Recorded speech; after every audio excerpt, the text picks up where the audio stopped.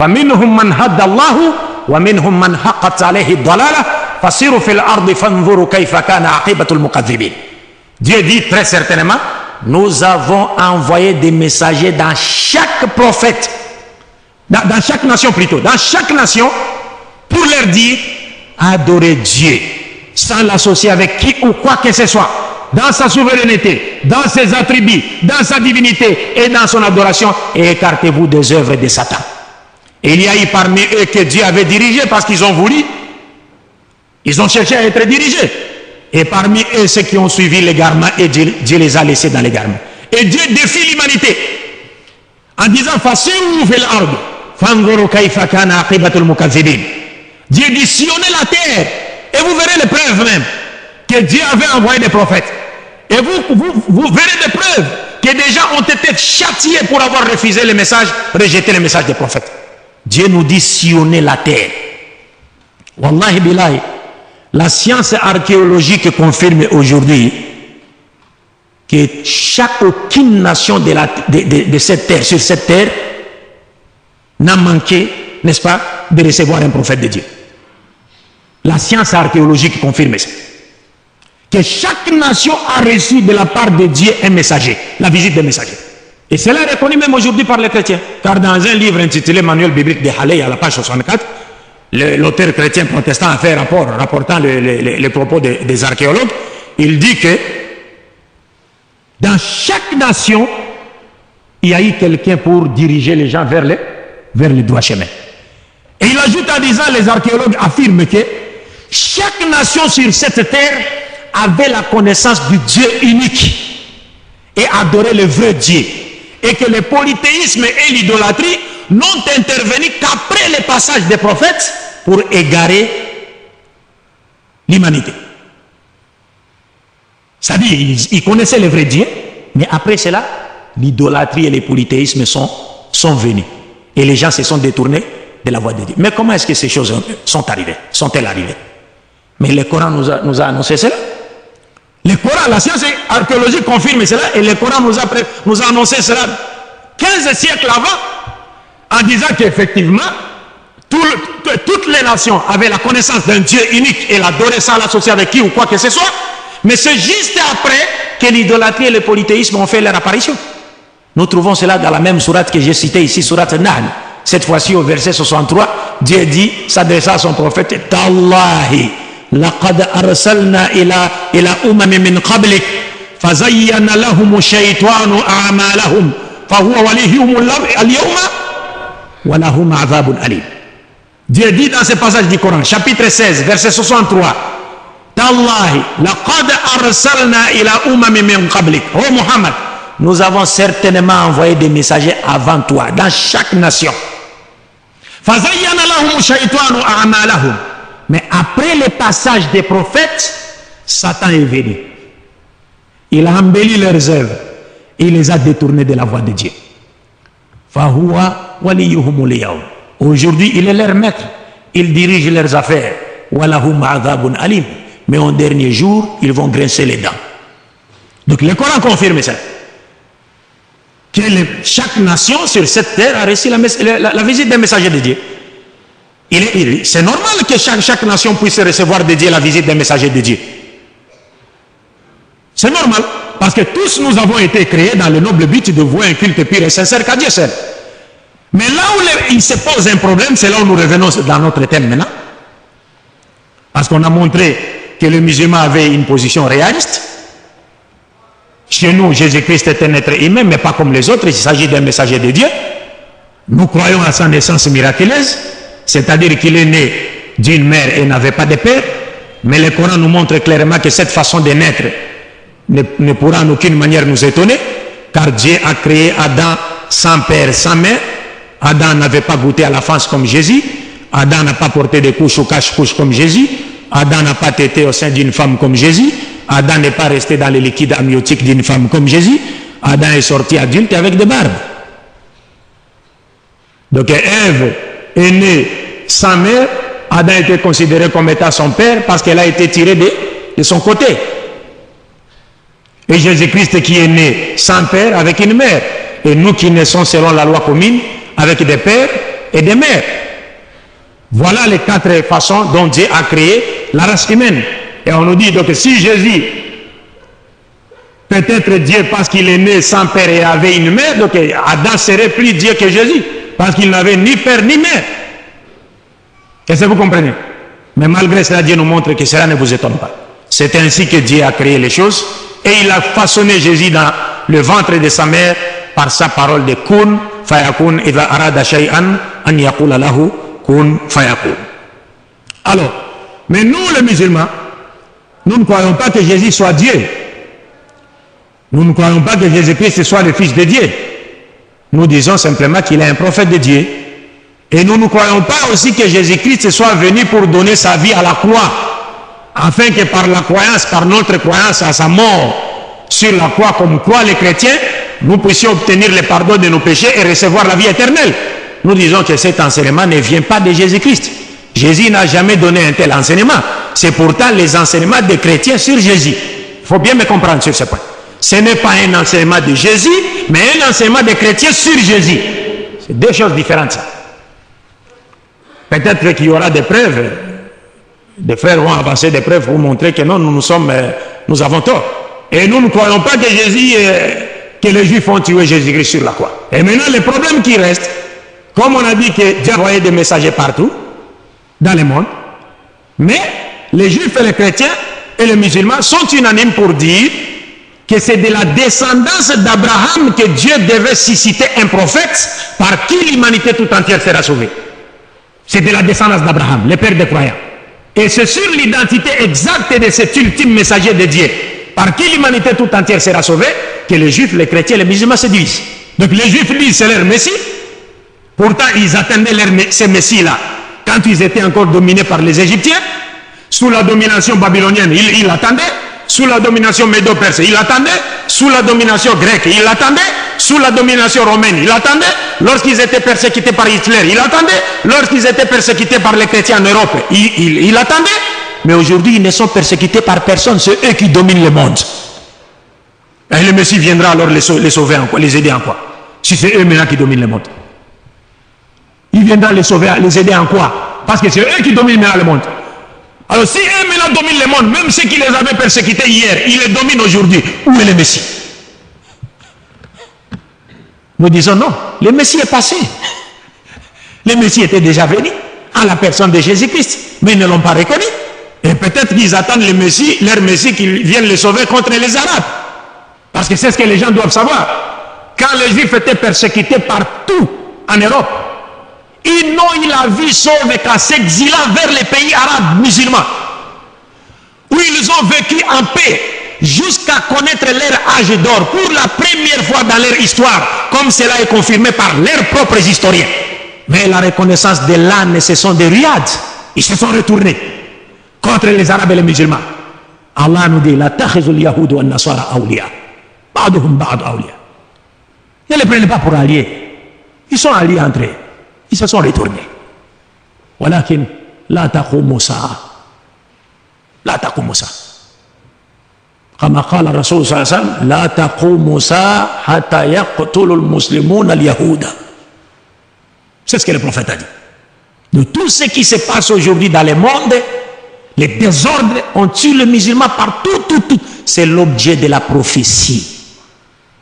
Le prophète nous a annoncé toutes ces choses-là. Tout ce que vous voyez, les femmes marcher nues ici dans la rue, là, porter des habits, n'importe quoi, faire des cheveux, n'importe quoi, tout ça, c'est l'objet de la prophétie. Le prophète nous a dit, vous verrez, il arrivera un moment où les femmes vont s'habiller, mais elles seront pourtant nues. Il a dit ça. Vous verrez un moment où les femmes seront habillées, mais elles seront pourtant nues. Ils feront des modèles de cheveux, leurs têtes deviendront comme des têtes de chameaux. C'est le prophète long, avec des modèles de mèches. Le prophète nous a annoncé. Le prophète, elles vont transformer la couleur, même changer la couleur de leur peau. Il nous a annoncé ça. Ces choses doivent arriver. Et le prophète dit, il arrivera même un moment où une mère et sa fille se disputeront un homme. Ça quoi? Lisez les prophéties de Mohammed sallallahu alayhi wa sallam relativement à notre époque. J'ai acheté un livre en Égypte en 3 volumes معجزات الرسول صلى الله عليه وسلم ما تحقق وما لم تتحقق بعد. Le prophète nous a annoncé sur toutes ces choses. Il nous dit, vous verrez les mosquées remplies. Les musulmans vont remplir les mosquées, mais sans droiture. Sans droiture. Le Coran sera lu, mais nous ne le mettons pas en pratique. C'est pourquoi l'autre fois j'ai dit, vous savez, aujourd'hui, il arrive même que lorsque l'un de nous, musulmans, il dit A'udhu billahi minash shaytanir rajim. Quand Satan attend ça, il écoute ça, Satan, Iblis, il rit. Regarde mon ami là. Il est en train de demander la protection de Dieu contre moi. Pourtant, juste après sa lecture du Coran, je serai avec lui dans son coin, là où il va faire les zina. Donc, ta protection de Dieu contre Satan, là, ne l'inquiète même pas. C'est de l'eau versée sur le dos d'un canard, mon frère. Satan s'en moque, quoi. Il se moque de nous. C'est pourquoi le prophète a dit encore dans un hadith, il y a des gens qui lisent le Coran, mais le Coran les maudit. Il y a des gens qui lisent le Coran, mais le Coran les maudit. Comment le Coran peut maudire? Parce que quand tu as lu quelque chose dans le Coran, Dieu t'a interdit quelque chose et tu l'as fait après l'avoir lu, le Coran te maudit. Le prophète dit dans un autre hadith, Iqra al-Qur'an ma nahaka. Fa'in lam yanhaka falasta taqra'u. Le prophète nous montre que si ta lecture du Coran ne t'ordonne pas le bien et ne t'interdit pas le mal, alors sache que tu n'as pas lu le Coran. Parce que le Coran est venu pour ordonner le bien et interdire le mal. Ce n'est pas une lecture perroquet. وَنُنَزِّلُ مِنَ الْقُرْآنِ مَا هُوَ شِفَاءٌ وَرَحْمَةٌ لِلْمُؤْمِنِينَ وَلَا يَزِيدُ الظَّالِمِينَ إِلَّا خَسَارًا وَالظَّالِمُونَ نَحْنُ الْمُسْلِمُونَ في هذا الزمن. L'autre fois j'ai dit, parce qu'il y a un hadith qu'on aime souvent citer, où le prophète dit خَيْرُكُمْ مَنْ تَعَلَّمَ الْقُرْآنَ وَعَلَّمَهُ. Le meilleur d'entre vous, c'est lui qui a appris le Coran et il l'a appris. Alors les gens s'empressent à dire le meilleur d'entre vous est celui qui a appris le Coran et il l'a appris, c'est-à-dire Allazi ta'allama al-Qur'an wa 'allamahu ila ghayrihi. C'est-à-dire celui qui a appris le Coran et il a enseigné aux autres. Non, ce n'est pas ça l'essence du hadith. C'est pas ça l'essence du hadith. Ça c'est le deuxième sens du hadith, parce que le prophète dit le prophète, Dieu lui a donné l'éloquence. Il peut dire un mot, une phrase, et cette phrase a 10 sens. Mais le premier sens qui est visé par les hadiths, c'est lequel? خيركم من تعلم القرآن وعلمه أضمره يرجع إلى هذا الذي تعلم القرآن. Le meilleur d'entre vous est celui qui a appris le Coran et le Coran l'a appris. Lui, le Coran l'a informé sur ce que Dieu attend de lui, sur ce qu'il doit faire comme bien et ce dont il doit s'écarter comme le mal. Et il le met en pratique, c'est celui-là le meilleur. Et non, toi, tu apprends le Coran, tu enseignes aux autres et tu oublies ta propre personne. Tu peux pas être meilleur. Le mot khayr en islam est lié avec le tatbiq, la pratique. Khayr en islam, c'est avec la pratique. C'est pas avec la bouche. Alors, bref, pour ne pas trop abuser de votre temps. Donc ici, le problème, c'est sur l'identité exacte de ces messagers. Donc les Juifs disent, c'est leur Messie. Et nous savons que le Messie des Juifs est déjà passé. Donc ils n'ont rien à attendre. Ils dominent déjà le monde. Et les chrétiens disent, non, ce messager est plutôt Jésus. Et les musulmans disent, non, ce messager est plutôt Mohammed. Mais qui dit vrai? Qui a raison? Nous avons cité une qaïda en disant, personne d'entre nous ne pourra être plus éloquent que Dieu, Jésus-Christ et Mohammed pour nous départager sur cette question. C'est pourquoi je m'en vais au deuxième point. Je vais aller rapidement parce que, Inch'Allah, le thème de cette conférence sortira dans l'avenir sur des supports audio et vidéo. Inch'Allah ta'ala. Et j'ai un autre thème que j'ai écrit en Égypte. On a travaillé ensemble avec mes professeurs qui s'intitule هل المسيحية من عند الله أم من عند الشيطان انتهى الحوار. Parce que c'était une réponse aux prêtres égyptiens qui attaquent les musulmans en Égypte. Alors bref, nous avons dit que nous allons traiter les concepts définitionnels du terme sauveur de toute l'humanité.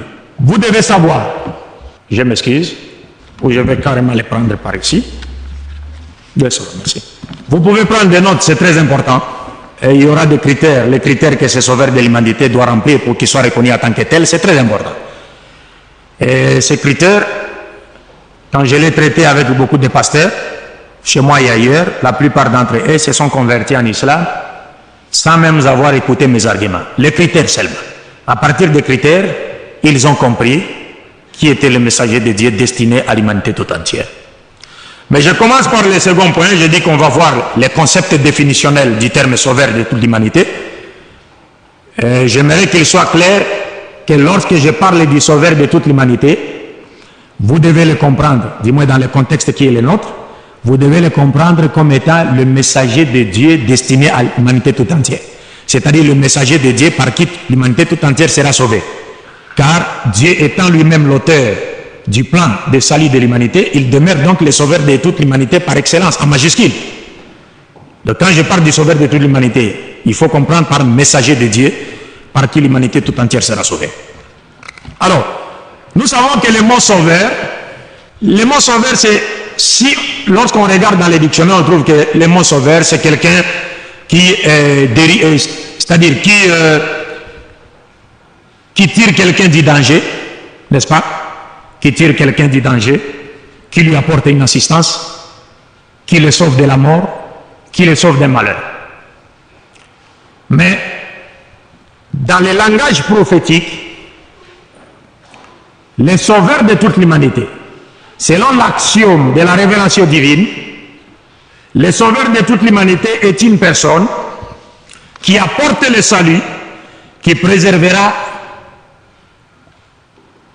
ses bénéficiaires ou les bénéficiaires de la destruction. En faisant quoi? C'est-à-dire, cette personne doit offrir, il leur apporte le salut en leur offrant quoi? La première chose que ce sauveur de toute l'humanité doit offrir à l'humanité pour le sauver, c'est qu'il doit leur offrir une conception de Dieu dépourvue de toute idée polythéiste et idolâtre. Car vous êtes sans le savoir, vous savez comme moi que la première question en matière de foi, la première question dans les domaines religieux, c'est la connaissance de Dieu. Dieu dit, dans un hadith qudsi, il dit, Arifuni qabla an ta'budun. Connaissez-moi avant de m'adorer. C'est-à-dire, il ne faut pas chercher à adorer Dieu avant de l'avoir connu. Nous devons d'abord chercher à connaître Dieu pour ensuite faire quoi? L'adorer.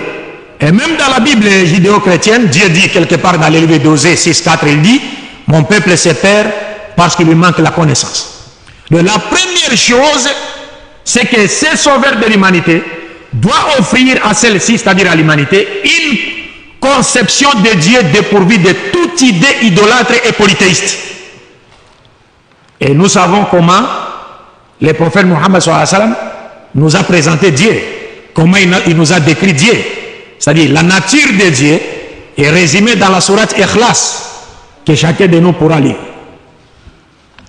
Le deuxième point, c'est que ce sauveur de toute l'humanité doit donner aux humains un code parfait de conduite et de moralité. Il doit offrir à l'humanité un code parfait de conduite et de moralité. Parce que vous savez qu'aujourd'hui, les problèmes du monde actuel, c'est un problème spirituel et moral. Tous les savants, tous les observateurs disent que les problèmes plutôt du monde actuel, c'est un problème spirituel et moral. On a perdu les repères spirituels. On a perdu le repère moral. Toutes les vraies valeurs spirituelles et morales de l'humanité sont presque détruites. Et quelques-unes restent exceptionnellement dans le monde musulman ou parmi les musulmans. Parce que si on cherchait même à comparer les taux de sida entre les pays ici, vous trouverez que les taux les moindres sera trouvé dans le monde musulman. Pourquoi? Parce que nous appelons l'humanité à se soumettre à un système que personne ne contrôle, si c'est Dieu lui-même. Alors que les autres voudraient nous soumettre à des systèmes qu'eux ont bidouillés, qu'eux ont créés et qu'ils contrôlent pour leurs intérêts égoïstes.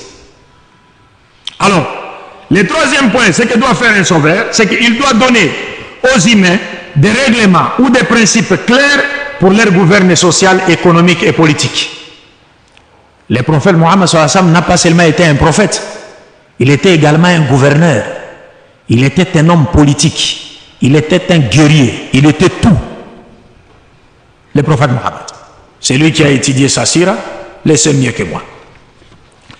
Le quatrième point, c'est que le sauveur de toute l'humanité doit veiller et insister sans compromis à l'application de la loi divine sur toute la surface de la terre comme étant le seul et unique moyen par lequel l'humanité entière retrouvera la paix, la joie, le bonheur et la justice perdus dans les jardins d'Éden. Le modèle nous a été donné dans les jardins d'Éden, où vivaient nos premiers parents Adam et Ève. Ils étaient soumis à la loi de Dieu. Ils ont connu la paix, la joie, le bonheur. Mais aujourd'hui, il y a des gens qui œuvrent pour détourner l'humanité de la loi de Dieu. Et Dieu nous pose cette question dans le Coran. Afahukm al-jahiliya yabghun wa man ahsanu min Allahi hukman liqawmi yuqinun. Dieu nous dit dans le Coran. Il voudrait suivre les législations des humains. Qui est meilleur que Dieu en matière de législation pour un peuple qui réfléchit, pour un peuple intelligent? Qui? Dieu a créé les êtres humains, il connaît mieux les êtres humains que quiconque. Il sait ce qui est mieux pour nous et ce qui ne l'est pas. Mais voilà que l'humanité d'aujourd'hui est en train, il y a des groupes de gens qui œuvrent dans le but de détourner l'humanité de la loi de Dieu, comme l'a fait Iblis dans les jardins d'Éden. Et c'est ce qu'ils sont en train de faire. Et ils ont peur de l'islam, parce que l'islam invite l'humanité à retourner à la loi de Dieu. Alors qu'eux, ils voudraient détourner l'humanité de la loi de Dieu, comme Satan l'a fait dans les jardins d'Éden. Et c'est ce qui explique le conflit aujourd'hui dans le monde, quand on parle du choc de civilisation. Parce qu'il y a certains intellectuels modérés qui ne voudraient pas, certains intellectuels musulmans, soi-disant intellectuels musulmans modérés, qui voudraient qu'on ne parle pas des chocs de civilisation, lorsqu'Allah lui-même nous parle des chocs de civilisation dans le Coran. Il y a même certains intellectuels modérés en Europe à qui l'on a posé la question de savoir quel était leur avis sur la lapidation de la femme. C'était ça la question. D'abord, la question était mal posée. La lapidation de la femme. Est-ce que le Coran a-t-il recommandé que la femme soit uniquement lapidée? C'est cela? Où est l'homme alors? Donc c'est comme si le Coran avait dit lapider uniquement la femme, pas l'homme. Est-ce que vous comprenez? Alors ces intellectuels disaient, ah bon, vous savez, moi j'ai une autre position. Hein. J'ai une autre position, ça exige un débat des histoires. Quel débat, mon frère? Dieu a dit un point trait. Si Dieu a institué cette loi, le but de cette loi n'est nullement de voir les gens se faire lapider, qu'ils soient hommes ou femmes. Le but de cette loi, c'est de faire peur aux gens pour qu'ils ne commettent pas la fornication et l'adultère. La loi ne concerne jamais les justes. La loi concerne seulement les injustes. Quand tu fais une gaffe, tu es frappé par la loi. Une fois, j'ai regardé à la télé des chrétiens qui quittaient une région du Nigeria. Ils s'exilaient ailleurs. Pourquoi? Parce que les musulmans auraient institué la charia. C'était à l'époque, ça fait longtemps. Alors on a interviewé un chrétien, on lui a posé la question de savoir pourquoi tu t'exiles ailleurs. Il a dit, mais non, les musulmans viennent d'installer leur charia, nous ne pouvons plus vivre ici. Moi j'ai dit, mais qu'est-ce qui se passe? Parce que les musulmans là, qu'est-ce qu'ils ont dit? Si tu couches avec la femme d'autrui, on te tue. Si tu es un voleur et qu'il s'avère que tu es un voleur à droit, tu voles même si tu as de quoi à manger, mais tu continues à voler parce que c'est ta profession, on te coupe la main. Si tu fais ça, on te tue. Mais toi, tu fuis quoi si tu n'as pas l'intention de voler? Toi, que nous aimons simplement parce qu'il est noir. Pas parce qu'il va aider l'islam ou faire quoi. Tous, ils sont dans le même panier. Que personne ne vous trompe. Tous dans le même panier. Mais nous, les morts, parce qu'il est noir, et que les noirs ont une histoire douloureuse aux États-Unis d'Amérique, et Dieu a fait qu'il accède aux imams al-hukm, alhamdulillah rabbil alamin. Dieu donne la royauté à qui lui. Mais vous vous rappelez qu'il a proposé, il avait demandé au Sénat de voter le budget qu'il a proposé pour que le Sénat puisse adopter et voter ce budget, afin de pallier au problème des Américains. Il a demandé qu'on lui donne combien? Vous vous rappelez? C'était combien? Rappelez-moi. Combien de milliards? Hein? Combien? 10 milliards. C'est pas 10 milliards, mon frère. 1000, pas de 1000 aussi. C'est 700 milliards de dollars. Il y a eu 300 milliards qu'on a ajouté après. Mais il a soumis d'abord une demande de 700 milliards de dollars pour pallier au problème des Américains, pas au problème du monde entier. Mais wallahi billahi, mes chers frères, l'humanité tout entière est estimée aujourd'hui à 6 milliards d'individus. Prenez 700 milliards, divisez-les en 6 milliards. Chacun de nous aura combien? Takbir. Takbir. Wallahi billahi. Si le système des Occidentaux était là pour le bien-être de l'humanité, on n'aurait jamais entendu des gens mourir de faim sur cette terre. Jamais. Ça, c'est seulement l'argent pour aider les Américains. 700 milliards de dollars divisés par 6 milliards d'individus sur la terre. Chacun de nous aura combien? Maintenant, prenez l'argent des Chinois, l'argent des Saoudiens, l'argent des Croatiens, divisez ça. Chacun de nous aura combien? Vous comprenez cela?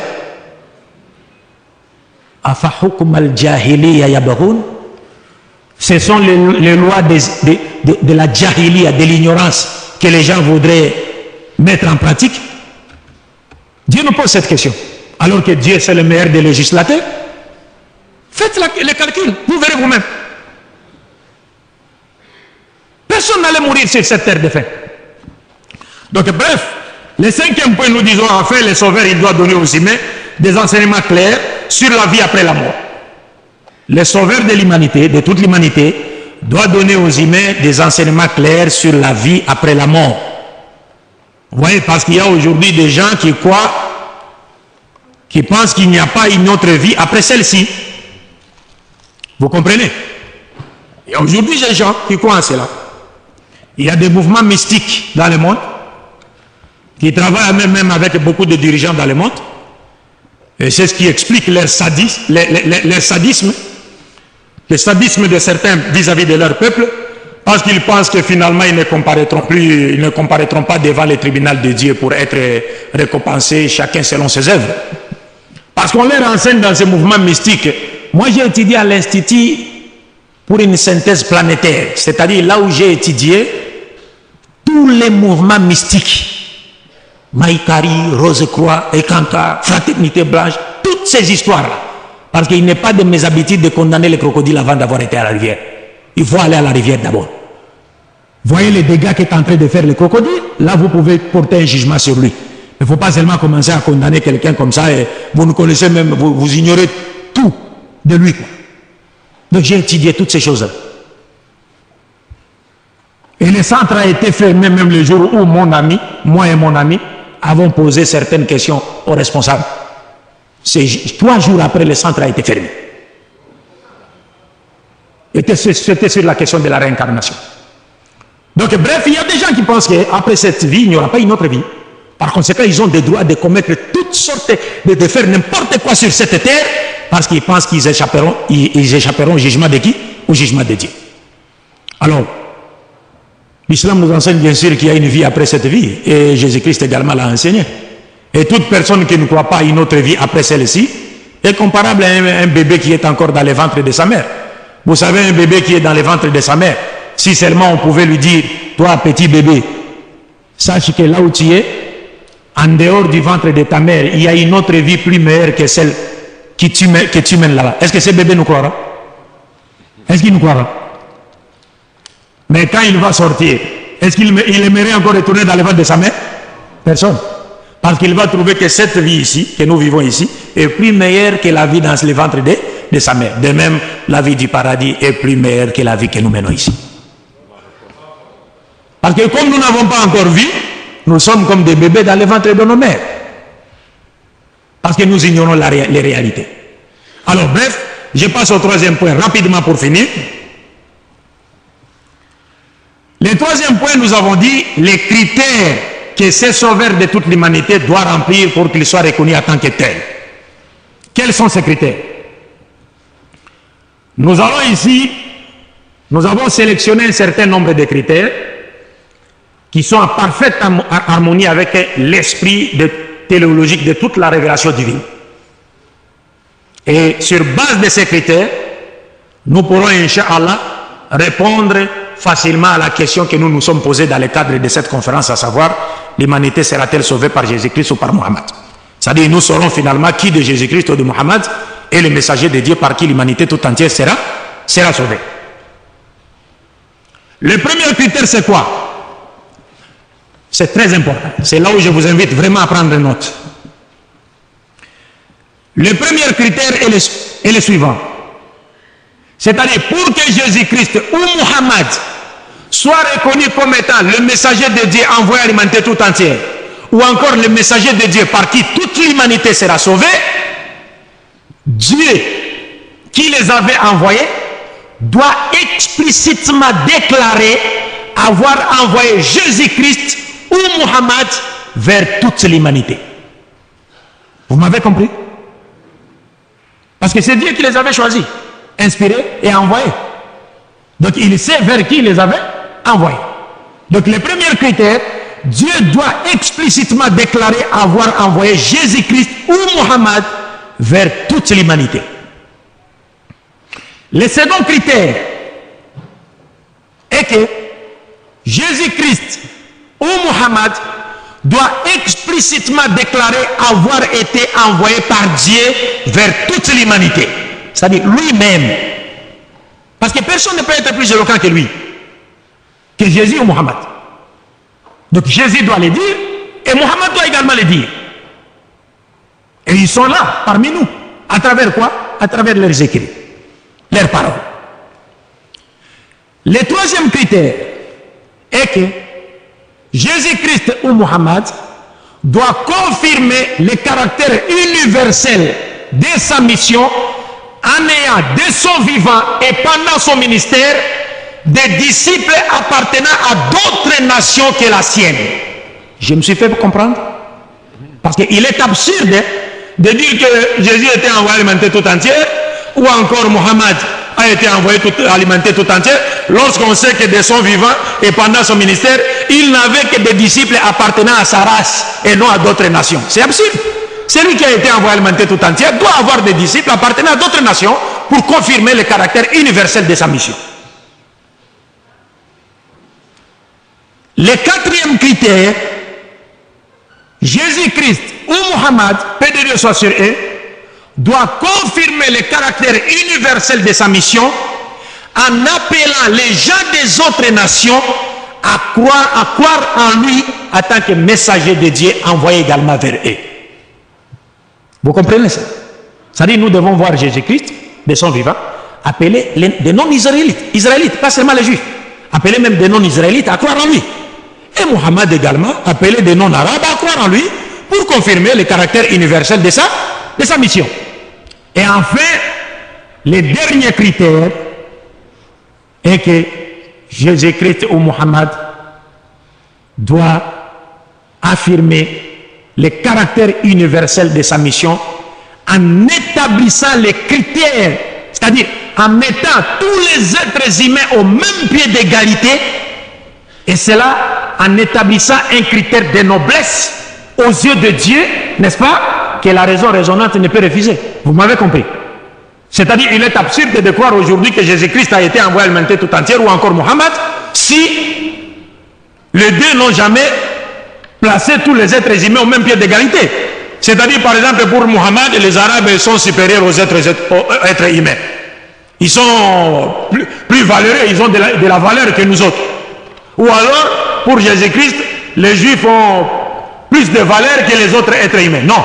il doit mettre tous les êtres humains au même pied d'égalité en basant les critères de noblesse sur la piété. Vous m'avez compris? Ce sont là les 5 critères. Maintenant, on peut commencer avec le premier. Le premier est celui-ci. Dieu doit explicitement déclarer avoir envoyé Jésus-Christ ou Mohammed à l'humanité tout entière. Nous commençons avec le cas de Jésus-Christ, la paix de Dieu soit sur lui.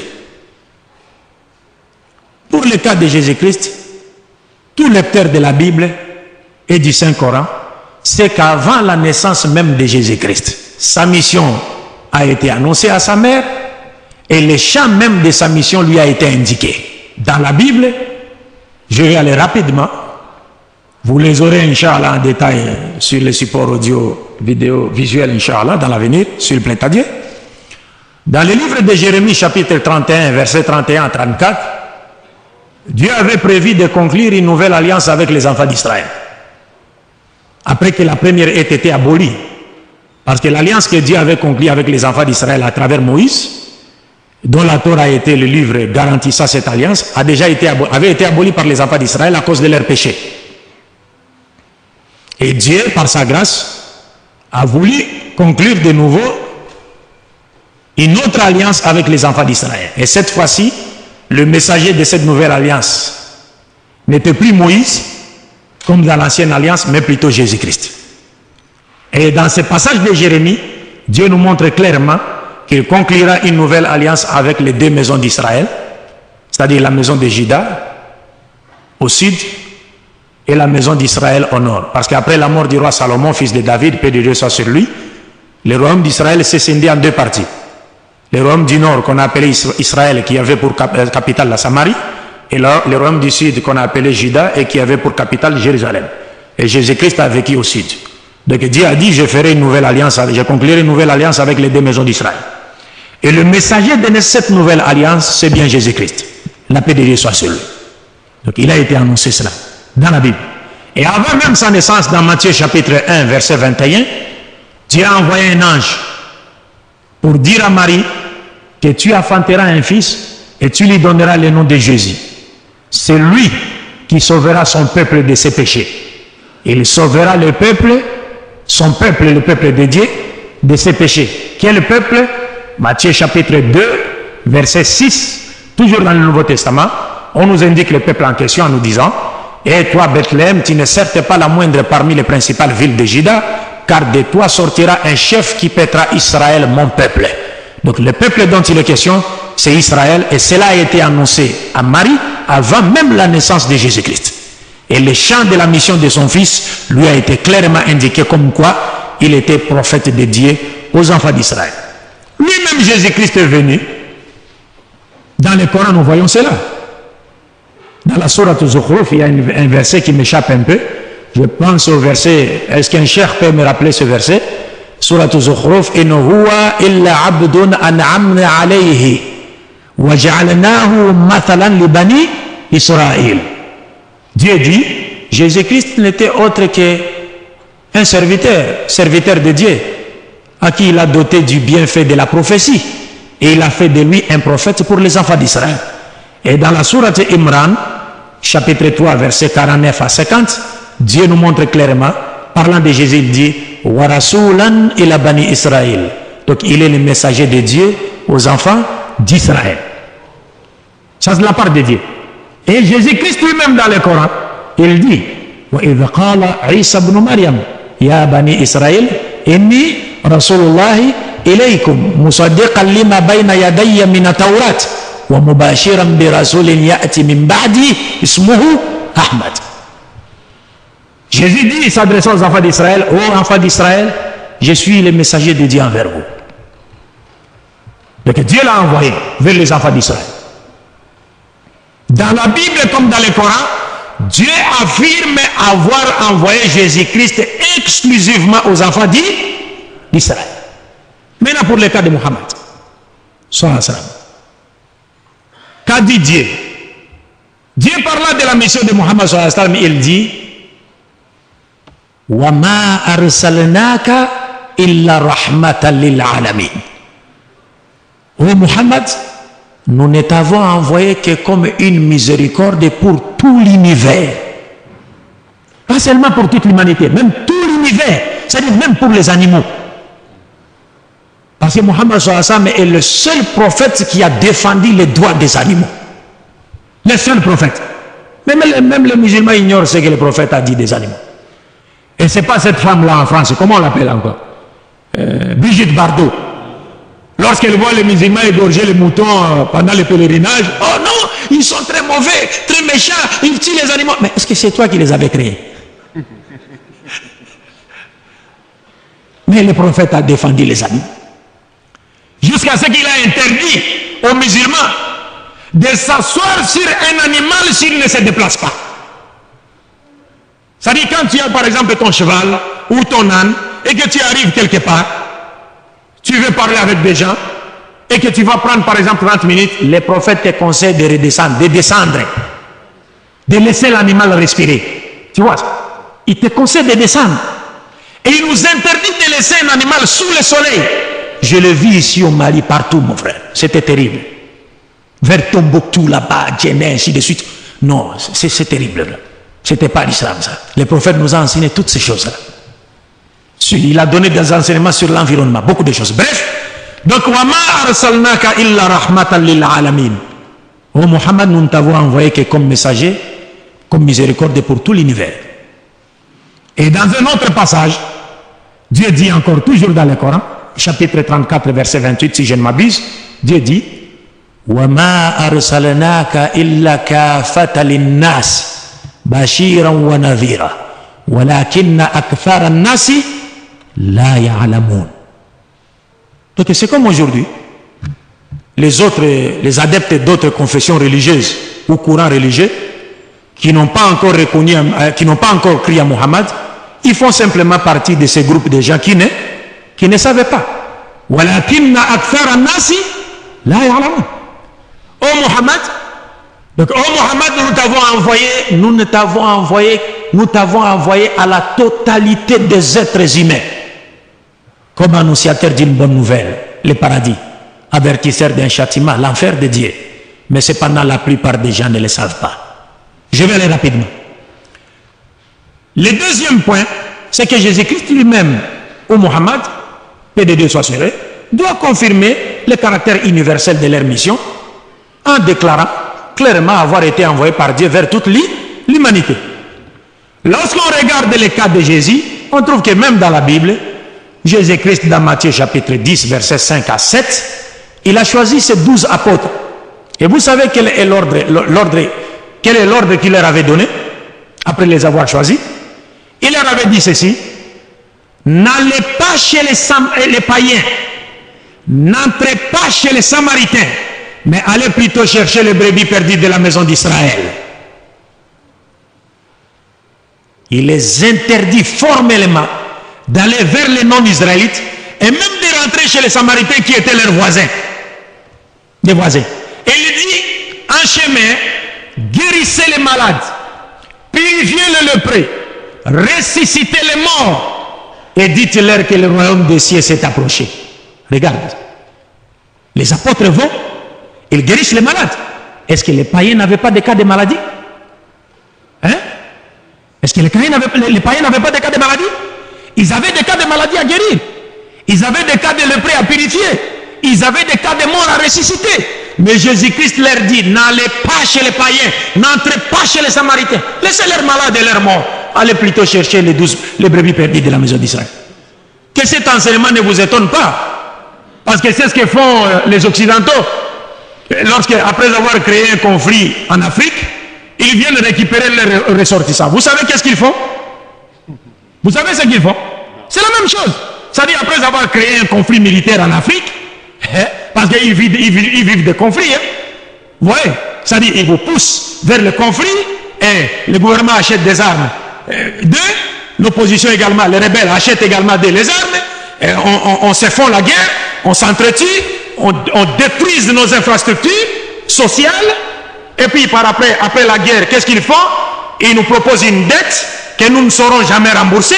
Nous acceptons la dette pour reconstruire le pays, et comme nous ne pouvons pas rembourser cette dette, Et des fois même, ils poussent les dirigeants à bouffer l'argent pour qu'ils ne remboursent plus la dette. Et donc, si nous sommes en position de ne plus rembourser la dette, ils nous imposent leur volonté politique. Et ils nous imposent leur volonté politique. Donc, après avoir créé un conflit militaire en Afrique, quand ils viennent récupérer leurs ressortissants, vous savez ce qu'ils font? Ils ne prennent aucun Africain. Même s'ils viennent aussi au Mali. Que Dieu éloigne la guerre du Mali. Qu'il fasse que ces pays vivent dans la paix. Mais quand ils viennent en Afrique, Wallahi Billahi, un Africain peut pleurer et faire couler même du sang. Il va rester là. Nous sommes venus récupérer les Français. Tu n'es pas français. Mais tu n'es pas français. Nous sommes venus récupérer les Américains. Messieurs, ils laissent les Africains là. Et c'est ce qui est dit ici. N'allez pas chez les païens. N'entrez pas chez les Samaritains. Allez plutôt chercher les brebis perdues de la maison d'Israël. Guérissez les malades parmi les Israélites. Purifiez les lépreux parmi les Juifs. Ressuscitez les morts juifs. Ça c'est Jésus. La paix de Dieu soit sur lui. Il n'a pas tort de le dire. Parce qu'il a Warasoulan, il a banni Israël. Il n'a pas tort. Parce qu'il a été envoyé aux enfants d'Israël. Alors, dans un autre passage de la Bible, il dit, Matthieu 12, 24 à 26, à partir de 21 même jusqu'à 26, il y avait une femme samaritaine, cananéenne plutôt, qui n'était pas israélite, qui avait une femme possédée par un démon, et plutôt une fille possédée par un démon. Jésus fouillait les Juifs qui cherchaient à les faire mourir. Il a quitté sa patrie, il s'est exilé, il est parti se cacher dans un territoire païen. La femme a entendu parler de Jésus. Elle est partie le voir. Elle lui a dit, maître, ma fille est tourmentée, sérieusement tourmentée par un démon. Sauve-moi. La Bible nous dit, Jésus ne lui répondit pas un mot, parce que Jésus était en train de marcher avec ses apôtres. La femme criait derrière, maître, maître, aie pitié de moi, ma fille est sérieusement tourmentée par un démon. Jésus ne s'est pas retourné. Les apôtres de Jésus, au lieu de lui dire, maître, cette femme est en train de crier derrière toi, secours-la. Les apôtres sont partis dire à Jésus, ont plutôt dit à Jésus ceci, maître, elle crie derrière nous, chasse-la. Il faut la chasser. Et tu sais ce que dit, ça c'est Matthieu chapitre 21 jusqu'au verset, chapitre 21, verset, chapitre 15, verset 21 jusqu'à 26. Oui. Et tu sais ce que Jésus-Christ, vous savez ce que le Christ a dit, la paix de Dieu soit sur lui, il s'est retourné pour dire, je n'ai été envoyé qu'aux brebis perdues de la maison d'Israël. Je n'ai été envoyé qu'aux brebis perdues de la maison d'Israël. Est-ce que je n'ai été envoyé qu'aux brebis perdues de la maison d'Israël veut dire, j'ai été envoyé alimenter tout entier? Mais il y a des frères chrétiens, quand ils voient cette parole, ils disent, mais non, oui, c'est ça, mais il fallait qu'ils commencent d'abord avec les enfants d'Israël, puis après passer vers nous, quoi. Non, Jésus-Christ est plus que formel. Il a dit à la femme cananéenne, je n'ai été envoyé qu'aux brebis perdues de la maison d'Israël. Et il a continué. La femme a dit, maître, secours-moi. Et Jésus se retourna pour lui dire encore, une seconde fois, il n'est pas bon de prendre le pain des enfants et de les jeter aux petits chiens. Vous avez compris ça? C'est-à-dire, si le prophète Mohammed sallallahu alayhi wa sallam avait tenu un tel propos, oh, mais nous, on n'allait pas boire de l'eau ici. Si le prophète Mohammed sallallahu alayhi wa sallam avait dit à une personne étrangère, il n'est pas bon de prendre le pain des enfants et de les jeter aux petits chiens, mais ça aurait été terrible. Mais parce que si tu demandes à n'importe quel pasteur, qu'est-ce qui est pain, qui sont les enfants et qui sont les chiens? Quand je pose cette question, c'est terrible. Le pain, c'est quoi? Le pain, c'est l'évangile de Jésus-Christ et les miracles qui accompagnaient cet évangile. Les enfants, ce sont les enfants d'Israël. Et les petits chiens, ce sont les non-juifs. Tous les non-juifs. Allahu Akbar. Parce que les juifs considéraient les non-juifs comme étant, ils les qualifiaient de chiens. Parce que le chien est un animal impur chez les juifs. Chez nous en islam, c'est seulement le nez, la narine du chien qui est impur, mais son corps n'est pas impur. Mais par contre, chez les juifs, même le corps est impur. Alors la femme réplique en disant à Jésus, mais maître, les petits chiens mangent aussi les miettes qui tombent de la table de leur maître. Voyez ça, la sagesse. Ça dit, la femme lui dit, mais maître, je ne demande pas les pains des enfants. Je demande seulement les miettes qui tombent de la table du maître.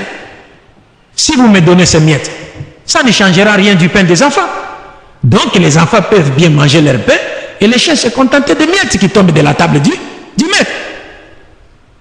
Tu vois cette réponse-là? Alors quand Jésus a entendu cela, il a été vaincu par la réponse de la femme, parce que lui-même a enseigné une histoire, l'histoire du riche et des pauvres Lazare, dans la Bible. Il a dit le pauvre Lazare allait rentrer dans la maison du riche et il se contentait des aliments qui tombaient de sa table. Et lui, le chien du maître, il mangeait ça. Donc il était au courant de cela. Alors quand la réplique de la femme a poussé Jésus à lui dire quoi? Selon la version de Marc, Jésus-Christ lui dira, femme, à cause de cette parole, va, ta fille est guérie. Vous comprenez? À cause de cette parole, va, ta fille est guérie. Alors souvent nos frères chrétiens disent, mais finalement il a assisté. Oui, il a assisté. Mais pourquoi l'a-t-il assisté? C'est pas parce qu'il avait une disposition intérieure positive de bien vouloir assister la femme. Mais c'est parce qu'il a été vaincu par la réponse de la femme et par la foi bravante de la femme, qui n'était pas prête à lâcher l'affaire, pourvu que sa fille soit guérie. Mais les pains étaient les pains des enfants. Si moi j'achetais du pain pour mes enfants à la pâtisserie ou à la boulangerie, et que mon voisin venait la nuit frapper à ma porte, dire que non, mes enfants ont faim, je n'ai rien à leur donner, est-ce que vous pouvez me donner le pain que vous avez acheté pour vos enfants? Si je lui donnais le pain que j'ai acheté pour mes enfants, pour qu'il donne à ses enfants, est-ce que cela voudrait dire que moi j'ai acheté ces pains pour ses enfants? Non. C'est simplement une assistance en personne en danger. Mais cela ne leur donne nullement le droit sur le pain que j'ai acheté pour mes enfants. Mais nous retirons de cette histoire que Jésus-Christ a clairement indiqué qu'il avait été envoyé qu'aux brebis perdues de la maison d'Israël. C'est pourquoi dans le Coran il a dit,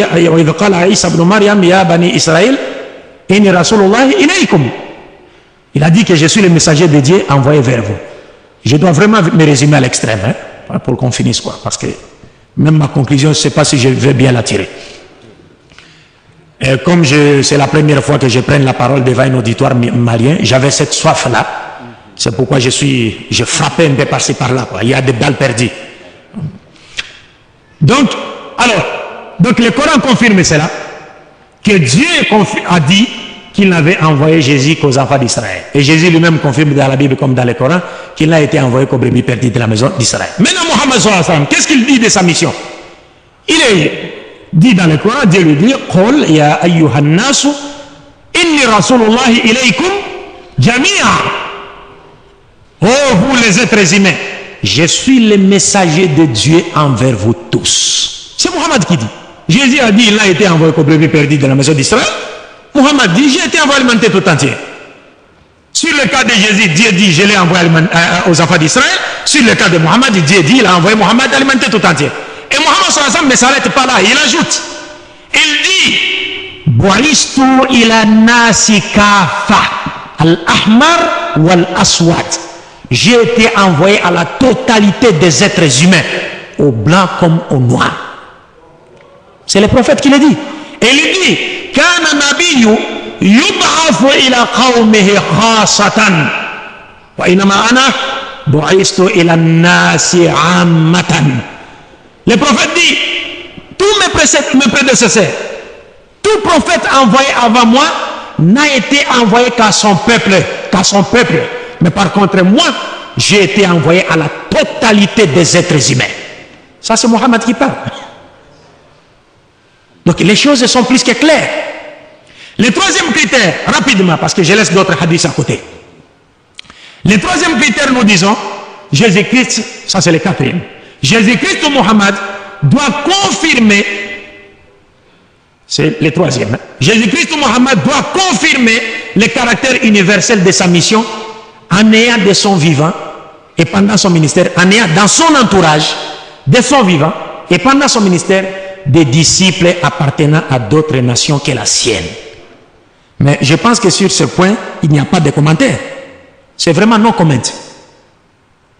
Parce que Jésus-Christ, la paix de Dieu soit sur lui. Depuis Genèse jusqu'à l'Apocalypse, dans les livres des chrétiens, il n'a jamais eu un disciple appartenant à une autre nation que la nation juive.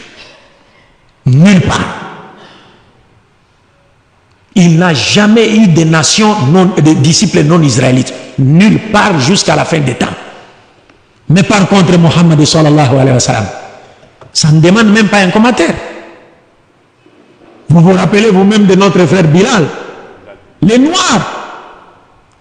Il avait un disciple noir, il avait un disciple perse, il avait un disciple romain, il avait des disciples venant d'Inde. Non seulement il avait des disciples appartenant à d'autres races, mais il leur avait dit que je suis le messager de Dieu envoyé à toute l'humanité. Il n'y a pas de commentaire. Alors nous passons au quatrième critère. Le quatrième critère, c'est que Jésus-Christ ou Mohammed doit confirmer le caractère universel de sa mission en appelant les gens des autres nations à croire en lui. Ici encore, c'est sans commentaire. Jésus-Christ n'a invité aucune personne dans toute la Bible à croire en lui en tant que messager de Dieu, envoyé également aux non-israélites. Ça n'existe nulle part. Jésus a rencontré Pilate face à face. Il a parlé avec Pilate. Il ne l'a pas invité à croire en lui. Il a rencontré Hérode. Il ne l'a jamais invité à croire en lui. Mais Mohammed sallallahu alayhi wa sallam n'a rencontré ni Pilate, ni Hérode, et moins encore l'empereur romain, mais il a cependant écrit des lettres et envoyé à l'empereur romain un message pour lui dire que je suis le messager de Dieu envoyé à l'humanité tout entière. Il lui envoie un message, il envoie un message à l'empereur perse, il envoie un message au roi d'Égypte en leur disant je suis le messager de Dieu envoyé à l'humanité tout entière. Pourtant ces gens n'étaient pas avec lui à la Mecque, mais Jésus était avec eux en Palestine. Mais il ne leur avait jamais dit cela. Mais Mohammed qui n'a jamais été avec eux, il leur avait envoyé un message les invitant à croire en lui en tant que dernier messager de Dieu envoyé à l'humanité tout entière. Le dernier point, et il convient, je vais ajouter quelque chose, parce qu'il y a des frères chrétiens qui disent mais non, mais si Jésus-Christ n'a pas invité quiconque à croire en lui, mais il a néanmoins envoyé ses apôtres aller prêcher son évangile aux uns des autres nations. Je vous dis et je leur ai dit qu'il n'y a pas un seul verset de la Bible, du moins pour ceux dont les paupières de discernement ne dorment pas, qui dit que Jésus-Christ avait envoyé ses disciples aller prêcher l'évangile aux autres nations, à d'autres nations que la nation juive. Il y a des versets que les chrétiens citent, mais tous les chrétiens qui citent ces versets-là, ils n'en connaissent jamais le sens. Et cela a été le cas de beaucoup de pasteurs qui m'ont rencontré lors de mes multiples conférences débats. Il y a des versets dans la Bible où Jésus dit à ses disciples allez dans toutes les nations, faites des hommes de disciples en les baptisant au nom du Père, du Fils et du Saint-Esprit. D'ailleurs, vous allez voir que dans la Bible même, il y a des savants chrétiens qui vous disent même la partie au nom du Père, du Fils et du Saint-Esprit n'a jamais figuré dans les textes originaux. Ça, c'est un premier point. Et puis nous allons peut-être essayer de traiter cela. Mais aller dans toutes les nations, est-ce que voudrait dire qu'il les a envoyés à aller prêcher son évangile vers aux autres nations? Nous verrons la suite de la mission des apôtres et s'ils ont respecté cet ordre de Jésus en prêchant l'évangile aux gens des autres nations. Vous verrez cela.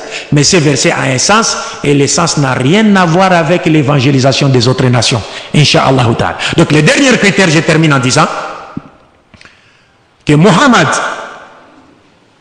ou Jésus-Christ ou Mohammed, paix de Dieu soit sur eux, doit confirmer le caractère universel de sa mission en plaçant les êtres humains au même pied d'égalité, en établissant un critère de noblesse basé sur la piété. Car il est pratiquement impossible ou absurde, il est inconcevable qu'on puisse dire de Jésus-Christ ou de Mohammed qu'il a été envoyé à l'humanité tout entière si l'on sait qu'il a élevé son peuple au détriment des autres peuples. Un messager de Dieu qui a été envoyé à l'humanité tout entière ne peut en aucune manière élever une autre nation au-dessus des autres nations. Il ne peut en aucune manière élever une race au-dessus des autres races. Il ne peut en aucune manière élever un peuple au-dessus des autres peuples. Pas du tout. Parce que lui, il est pour tout le peuple. Messager de Dieu. Jésus-Christ l'a fait? Pas du tout. La preuve est que ce que nous avons cité avant. Nous avons dit, il a donné cet ordre à ses apôtres en leur disant n'allez pas chez les païens, n'entrez pas chez les samaritains, mais allez plutôt chercher les brebis perdues de la maison d'Israël. Et il leur avait enjoint de guérir leurs malades, de purifier leurs lépreux et de ressusciter leurs morts. Pourtant, les Israélites n'étaient pas les seuls à avoir les cas de maladies à guérir et de lépreux à purifier ou des morts à ressusciter dans la région. Il y avait des païens qui avaient ces cas-là. Mais ils n'avaient pas reçu de Jésus l'ordre d'aller les guérir ou les purifier ou encore ressusciter leurs morts. Et ce qui est grave encore, vous verrez, on va terminer bientôt, Inch'Allah, vous verrez qu'à l'époque de Jésus-Christ, la paix de Dieu soit sur lui, les temples de Jérusalem, qui existaient à l'époque de Jésus, étaient divisés en quatre grandes parties. Il y a une partie centrale qu'on appelait Débir. Cette partie était en forme cubique, comme la Kaaba. C'est comme la Kaaba, cubique. Et il y avait une pierre au milieu. Par contre, dans la Kaaba, il y a une pierre dans l'angle. Mais à Jérusalem, la pierre était au milieu et ils mettaient la Torah de Moïse dessus. Mais à l'époque de Jésus, la Torah n'était plus là, on ne la mettait plus là-bas. Parce que d'abord, la Torah a été brûlée, puis elle a été réécrite par après. Et il y a des parties qui se sont égarées, quoi. Et ils mettaient la Torah là. Alors cette partie s'appelait Débir. Personne n'est rentré dans cette partie-là si ce n'est les grands prêtres. Et il le faisait seulement une fois par an. Et quand il rentrait dans la salle de Débir, on lui attachait une corde au pied. Parce que s'il faisait seulement une erreur à l'intérieur, Dieu le tuait sur place. Et personne ne pouvait rentrer à l'intérieur aller récupérer son corps. Donc il va falloir faire quoi? Le tirer à l'aide de cette corde. On tire son corps et on va l'enterrer. Parce que Dieu, chez les Juifs, il frappait directement. Pas il frappe. Mais alors venait la seconde salle, seconde partie du temple qu'on appelait Hekal, qui sépare la salle des prêtres avec le Débir. Et après cela venait la salle des prêtres, les chouyouk, les cheikhs juifs. Et après la salle des cheikhs juifs, venait la salle des hommes israélites, qui ne se mélangeaient pas du tout avec les femmes. Les juifs prient comme nous les musulmans, avec des inclinaisons, rukou, et des prosternations, soujoud. Des fois, quand j'ai fait des débats avec mes frères chrétiens, je leur demande, écoutez, si vous me montrez seulement un seul verset dans la Bible, où un prophète de Dieu a prié assis sur une chaise, je vous promets de devenir, je vous promets non seulement de devenir un chrétien, mais je vous promets également de porter une croix qui pèserait 20 kilos en cuivre, en signe de ma conversion au christianisme. Mais il n'y a pas un seul verset. Vous comprenez? Donc, là maintenant, quand je lance ce défi, en montrant que tous les prophètes de la Bible priaient comme les musulmans. Ils enlevaient les chaussures, faisaient les ambitions comme nous, ils priaient avec des recours, prosternations comme nous. Il n'y a pas un seul prophète qui a prié sur une chaise. Alors, maintenant à cette époque-là, donc là, au temple maintenant de Jérusalem, qu'est-ce qui s'est passé? Après la salle des hommes, venait la salle des femmes israélites qui ne se mélangeaient pas aussi avec les hommes. Mais à l'époque, il y avait des Israélites, des non-Israélites, avant même que Jésus ne vienne, qui avaient embrassé la religion juive. Tout comme aujourd'hui, nous trouvons des non-juifs qui ont embrassé le judaïsme. Ça existait avant Jésus. Parce que Dieu avait dit à Moïse et à Salomon, j'ai vu que parmi les gens des nations, il y a des gens qui voudraient m'adorer et s'écarter des idoles. Alors s'ils veulent m'adorer, ils peuvent m'adorer, mais à une seule condition. Qu'ils se fassent circoncire, les chitanes, et puis qu'ils s'abstiennent de consommer des aliments impurs, dont les porcs et les autres viandes. Ils peuvent m'adorer. Mais qu'est-ce qui s'est passé? C'est-à-dire, les gens qui se sont convertis au judaïsme, là, avant que Jésus ne vienne, ils n'avaient pas droit de pénétrer dans les temples. Et quand Jésus est venu, il a trouvé ces gens-là. Et vous savez qu'est-ce qui était écrit? En sortant du temple, il y avait une balustrade de pierre, comme une petite clôture comme ça. Un peu basse, n'est-ce pas? Et sur cette balustrade de pierre, il était écrit, il est strictement interdit à toute personne n'appartenant pas aux 12 tribus de la maison d'Israël de pénétrer dans les temples de Jérusalem sous peine de mort. C'est-à-dire tout étranger, même s'il s'est converti au judaïsme, il ne pouvait pas pénétrer dans les temples. Or Jésus prêchait tous les jours dans les temples de Jérusalem, comme nous dit la Bible. Il voyait ces gens-là, il voyait ce qui était écrit, mais Jésus ne leur avait jamais dit non, non, non, non, non, non, détruisez cette balustrade ici. Pourquoi vous les mettez, vous les écartez des juifs? Et vous, les païens convertis au judaïsme, rentrez dans les temples, nous allons tous prier dans les temples, car nous sommes tous au même pied d'égalité aux yeux de Dieu. Il n'a jamais fait cela. Le seul prophète derrière qui toutes les nations ont prié, sans distinction de race et de langue, c'est bien Muhammad sallallahu alayhi wa sallam. Ils ont prié dans une mosquée, en une même langue, en regardant vers la même direction, en récitant, en prononçant les mêmes paroles et en exécutant les mêmes mouvements. C'était seulement derrière Muhammad sallallahu alayhi wa sallam. Et c'est lui, Muhammad sallallahu alayhi wa sallam, qui vous dit Ya ayyuhan nasu, inna rabbakum wahid, wa inna abakum wahid. Allah, la fadl al-arabi ala ajami, wala li-ajami ala al-arabi, wala al-aswad ala al-ahmar, wala al-ahmar ala al-aswad illa bitaqwa, wa khayrukum inda Allahi atqakum. Le prophète nous dit, oh vous les êtres humains, votre Seigneur est un Allah, votre Père, de qui vous descendez tous mathématiquement, Adam est un. L'arabe n'est pas supérieur à un autre être humain, ni un autre être humain supérieur à un arabe, ni un noir supérieur à un blanc, ni un blanc supérieur à un noir qui est par la piété. Le meilleur d'entre vous est celui qui craint Dieu le plus. Il dit dans un autre hadith, Inna Allah la yanzuru ila suarikum wa amwalikum la bal yanzuru ila madha ila qulubikum wa a'malikum. Dieu ne regarde jamais vos visages. Il ne regarde jamais ce que vous possédez comme richesse. Mais Dieu regarde plutôt vos cœurs. Et il regarde vos œuvres. Donc bref, j'ai voulu conclure d'une manière longue, mais comme on a pris assez de temps, et que nous n'avons pas suffisamment de temps, pour conclure comme je l'ai prévu, je pense qu'il devient clair pour toute personne en possession de ses facultés mentales et dont les paupières de discernement ne dorment pas, que Dieu lui-même a clairement confirmé dans le Coran comme dans la Bible qu'il n'avait pas envoyé Jésus-Christ vers l'humanité tout entière, mais qu'il avait plutôt envoyé Mohammed vers l'humanité tout entière.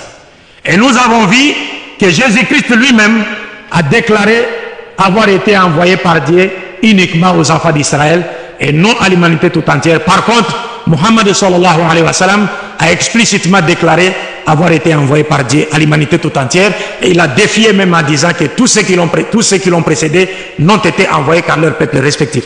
Et nous avons vu que du vivant de Jésus-Christ, il n'a jamais eu de disciples appartenant à d'autres nations que la sienne. Il n'a eu de disciples qu'israélites. Et il n'a jamais appelé un non-israélite à croire en lui. Par contre, Mohammed sallallahu alayhi wa sallam a invité les gens des autres nations à croire en lui, et il avait clairement dit qu'il était le messager de Dieu envoyé à l'humanité tout entière. Et nous avons vu que Jésus n'a jamais invité quiconque à croire en lui parmi les gens des nations, mais Mohammed sallallahu alayhi wa sallam a envoyé des messages à des gens, aux gens qui étaient plus loin de l'Arabie, pour les inviter à croire en lui en tant que messager de Dieu envoyé à l'humanité tout entière. Et enfin, nous avons vu que Jésus-Christ n'a jamais établi les critères de noblesse basés sur la piété en mettant tous les êtres humains au même pied d'égalité à son époque. Déjà, même après son départ, ses apôtres ont continué à croire que les Juifs étaient supérieurs aux autres êtres humains, et les preuves sont dans la Bible. Mais par contre, Mohammed sallallahu alayhi wa sallam est venu, il a placé tous les êtres humains au même pied d'égalité, et il a montré que le meilleur d'entre nous est celui qui craint Dieu le plus, simplement parce que c'est Mohammed sallallahu alayhi wa sallam qui est le seul messager de Dieu ici de la descendance d'Abraham, qui a été envoyé à l'humanité tout entière. En d'autres termes, l'humanité tout entière ne sera sauvée que lorsqu'elle acceptera Mohammed sallallahu alayhi wa sallam et acceptera de vivre sous la loi apportée par ses prophètes Mohammed sallallahu alayhi wa sallam. J'ai dit et